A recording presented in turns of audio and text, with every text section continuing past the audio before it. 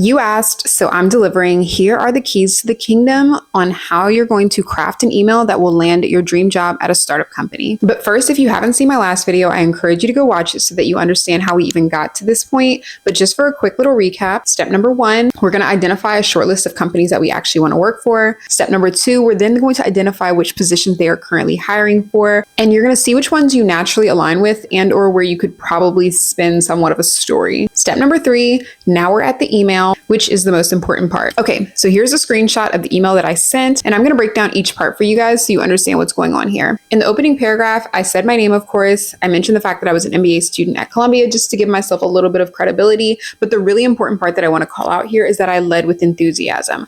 I talked about how obsessed I was with the company/concept, and then I even mentioned the fact that I had used it before, which is a true story. And I just think from the receiving end, that just draws the person in. I then went on to spell out the opportunity. And this is why it's super important to understand which positions the company is currently hiring for. For me, I specifically was targeting their marketing lead and or influencer/customer concierge. Now, because the company was actually only looking for full-time hires, I thought that I could say, you know what, I can't do this full time, but I would love to support you all over the summer as an intern. Then I emphasized the experience that I had. For those who don't know, I have been doing content for almost a decade, a full decade, which is crazy to say out loud, I guess.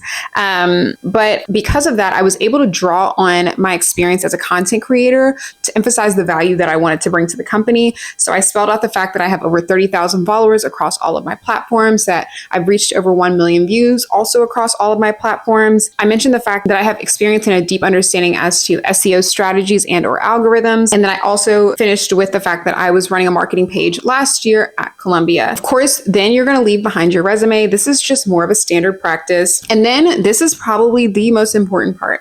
I left a call to action by saying that I would love to talk soon. This gives them something to respond to. You don't want to just leave it flat because then there's no real obligation to respond back. If you want to use a similar email format, I went ahead and created a template just for you guys. All you need to do is comment down below template and I will DM it to you personally.